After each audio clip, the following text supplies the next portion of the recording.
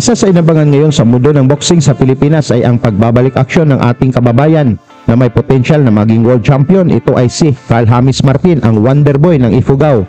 Mayroon siyang record na 23 wins, walang talo at 18 knockouts. Kilala siya sa lakas ng kanyang mga suntok at nagmula sa angkan ng mga matatapang. Ngayong September 7, makakatapat niya ang isang Mexicanong boksingero na si Anthony Jimenez na may record na 18 na panalo, 9 na talo at 5 knockouts. Dito masusubok ang tibay ni Martin dahil ito ang kanyang unang laban kontra sa isang Mexicano. Mula nang siya ay nag-training sa Amerika kasama ang kanyang ama at kapatid sa Knuckleheads Boxing Gym sa Las Vegas. Tunog na tunog ang pangalan ni Martin sa Super Bantamweight Division dahil pasok ito sa rankings kung saan hawak ni Naoya Inoue ng Japan ang 4 na titulo. Dito rin lumalaban ang kababayan natin na si Marlon Tapales at Janrel Cuadro Alas Casimero. Sa kasalukuyan, si Martin ay rank number 3 sa WBO at rank number 6 sa IBF. Nag-training na siya sa Amerika matapos pumirma ng kontrata sa MP promotion ni Manny Pacquiao at nagkaroon ito ng laban sa ilalim ng PBC at TGB Promotions. Bago natin mapanood ang laban ni Martin sa Amerika, balikan muna natin ang kanyang laban kontra sa world-class boxer mula sa Thailand na si Chaiwat Buatratok na may record na 40 na panalo at 26 dito ay sa pamamagitan ng knockouts at lumalaban na sa isang World Championship fight. Sa laban na ito, dala ni Martin ang record na 22 na panalo, walang talo at 18 knockouts, habang si Buatratok naman ay may 40 na panalo, 8 talo at may 26 knockouts. Labanan nila ito para sa bakanting WBO Global Belt na dating hawak ni Janrel Cuadro Alas Casimero. Malalakas na suntok na kaagad ang pinakawalan ng dalawang boksingero dito pa lang sa opening round. Nakasuot ng puting trunks si Martin habang itim naman ang kay Buatratok. Yellow and black for this bout. Carl James Martin entered the ring with his entourage composed of elders, our elders sa Ifugao, councilors. Wag po nating imaka yung mga mangunang magmak dyan. Yes. That is a very sacred. Pag tumunog na hanggang sa sacred yan para sa aming mga igurot. It marks a very momentous event. Itolo. Yes, for sure. Wait, quickly. It's important, partner. This is patience. Pacing is important. James Martin is trying to size up Buatratok. Pagka sinasabi sa Filipino, teaser from Thailand. So, Highlander. Both are known for their warrior mental fight. This Tok. Carl, Si Carl, like I always said, pag kino-cover natin siya, Carl James Martin could beat you in 2 ways. He could beat you by points, and he has the power to deliver that knockout. exactly.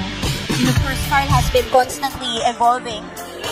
There you have it, a double and na sumusuporta kay Carl. Oh, huge shot by both boxers at that exchange. But keeping left hook. Carl James Martin, hindi mo matatawaran yung heart na meron lang siyang schedule na fight.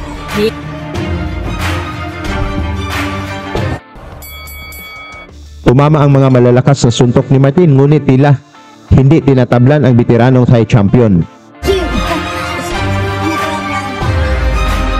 Chaiwat Buatratok, yes.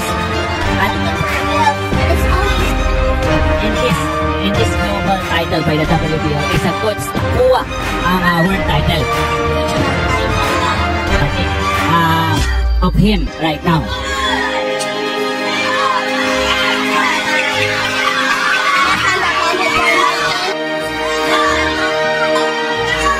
Oh, dati.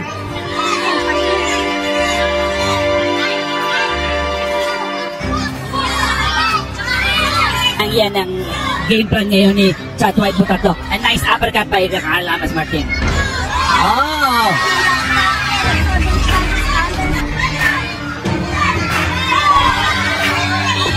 And now the fight is heating up. Martin with May mga boxer dyan na ayun. Tuloy ang aksyon dito sa round 4 kung saan marami ng suntok ang tinanggap itong Thai champion. Wala nang full house pa dito. Oh, that upper and then hook up top landed for Carl James Martin.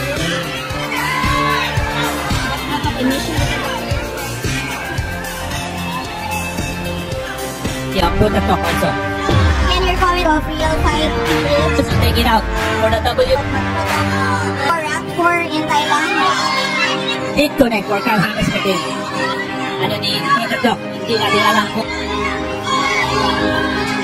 to the pace of Carl James Martin. I mean, yung mga ranking na yan, I will have to watch the fight against Milan Melingo.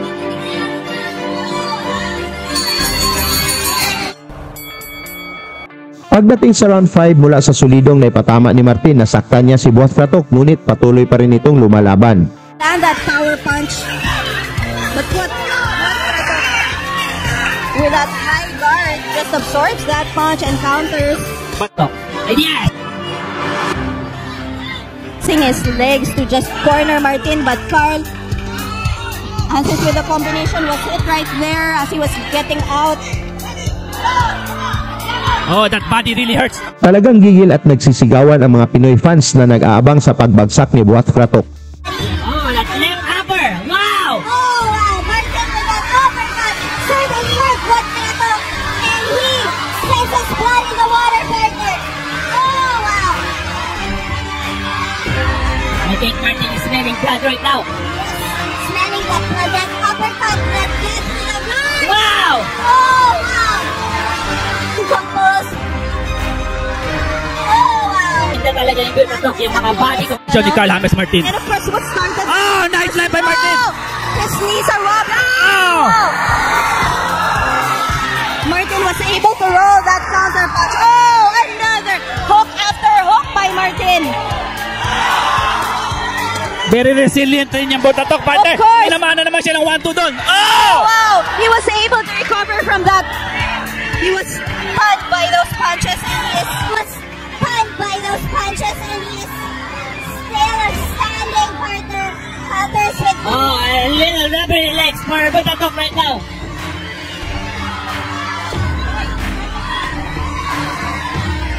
There you have it, partner. Oh, wow, another. There you have it, part. Oh wow, another punch. Dito sa round 6 gusto nang tapusin ni Martin ang paghihirap nitong Thai champion. Oh, he's sensing something. He's searching something. Finishing instinct of Carl.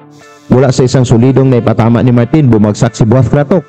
Nakatayo man ito ngunit bistadong nasaktan. Dito na inawat ng referee ang laban. Panalo si Martin via knockout sa round 6 at nakuha ang WBO belt na dating hawak ni Casimero. Tingin mo ba ay may potential siyang maging world champion? Pag-usapan na lang natin yan sa baba at salamat sa inyong suporta. Lagi niyong sundan, huwag magpapahuli. Pag-usapan ni bakbakan, balita niya at laban. Mga Pinoy na di nagpapagapi. Salamat sa mga suporta na lagi nandyan.